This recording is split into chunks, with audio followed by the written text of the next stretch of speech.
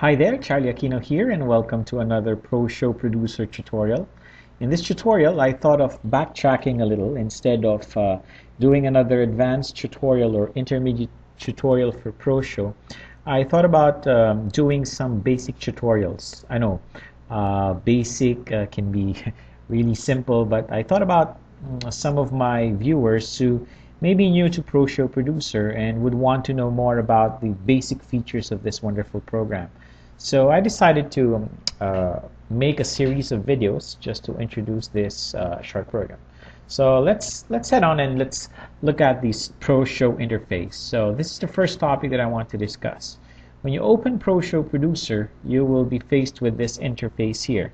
And let me just begin to describe some of the basic parts of this interface. So above here, you have here your menu bar, which is a common menu option that you find in most Windows programs. So you have here the file, you could choose things like that, edit, projects, and the show, some show settings, slide settings here. These are the audios.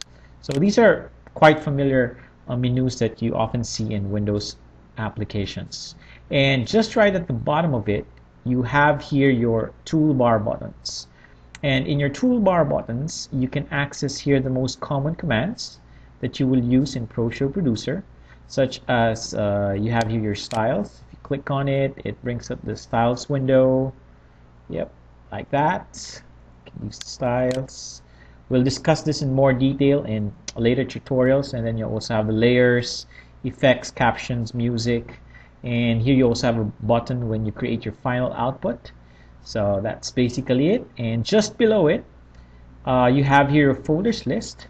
The folders list is basically a tree of your directory structure. So you have here my computer, you have your drive C there, and these are all the folders located in my drive C. You have your drive D there if you have other drives, and you have your CDs. Okay, so these are the basic folder structure. You can also access from here your My Documents and your pictures. All right. So, and then just below it is the thumbnail view. Okay. In the thumbnail view, you could look at change or a little bit change the thumbnail view, which shows you the different photos that you have. So let's have a look at it for a while. Okay. So here I have thumbnails of my photos. And one of the cool things that you could do in this thumbnail view is that you could right click anywhere and you could have the option to select details or thumbnails. If you select details, it will show you each of the file and some of the details that you have there, such as the type of the file, the size, the date modified, and dimensions. If you want to add more information, just click on the field bar here, just right click on it, and it will show you different options that you can display. Say for example, you want to see the orientation, vertical or horizontal. It will tell you whether the image is horizontally oriented or vertically oriented. You could also show the megapixels, how big the files are in megapixels. All right, and you could just right click anytime and click back to the thumbnails if you want to have the thumbnail view. And you could actually resize these thumbnails by right-clicking it, selecting thumbnail size, and you have different options here for thumbnail views. You can have the smallest one, 48 by 48 pixels, or you could have big sizes like this, 130 by 180 pixels, or you could just get it back to the default 96 by 72 pixels. So I usually put it that way. All right. And just at the right of it is your preview window. So the preview window is where you often see previews of your photos, previews of your videos that you will use, or even a preview of the show itself. Okay, so say for example here I have a show. It plays the show. Oops, I am playing a full screen. So okay. So there you see a sample of your show, and then it will fade out. So that's the preview window. And at the bottom here you have your slide list. Your slide list is basically where you do your work. And things you can do here is that you could drag images to the slide timeline. Okay, and this is where you create shows. And one of the things that you need to note here is that in the slide list, you have here several options. The number here represents the slide number, slide 1, slide 2, slide 3, slide 4, and the number at the bottom of it represents the time, the slide time in seconds. So here it says 3, that means it's 3 seconds. You could change it anytime, let's say 5 seconds. And in between the slides, you have there a button that shows, which is the transition button. And at the bottom, you also have there the transition duration, which you can change for any number, 2 seconds, 1 second, maybe you put it at 2 seconds, all right? And in between, you could also click here, this AB thing here, small button here, you could click it, and it will bring up the transitions window.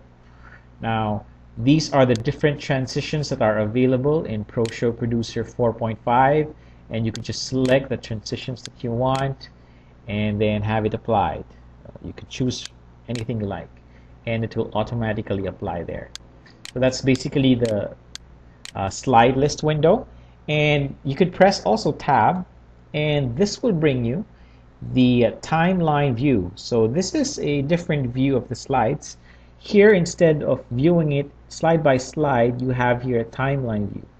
And the good thing about the timeline view is that you could easily stretch or reduce the time of your images or your slides by just dragging the middle button. So here, say for example, here you position it in between slide 1 and slide 2. You just position your cursor there and drag it left to right to lengthen it, and go to the left to shorten the slide time. And here you also see there the thumbnail for your transition, so you could just click on this line here in between the slide and the transition, and you could drag it to reduce the transition time or increase the transition time. This will be very useful later on when you are doing timing, especially on your soundtrack, and I'll show you that in a separate tutorial. And if you want to zoom in or zoom out on the timeline, all you have to do is you could click on the plus button here at the lower right of the screen to increase it, click on the minus to decrease it, or alternatively, if you have a mouse wheel, you could just move it up to increase and move it down to decrease. So that's basically it. And just at the bottom, you have here the soundtrack portion. What you could do there is just drag any soundtrack you have so that it will be placed at the bottom. Let's see here. Where can I find some soundtracks? And have here some here. Let me check. I think I have a few soundtracks. Let me go here. In media sources, you have here a few soundtracks that you have, audio tracks, music tracks. So here you see thumbnails of my music tracks. I could just click one and then drag it to the soundtrack file, and it will automatically add that. So Proshow will take a few minutes to load your soundtrack, and then once it's done, it's going to load it to that soundtrack portion. So that's basically the description of the window that you have. So this is the basic interface of Proshow, and in my next tutorial I will dwell a little bit on how we can reorganize all of these options. Alright, so thanks for listening, and thanks for watching this tutorial, and see you on the next one.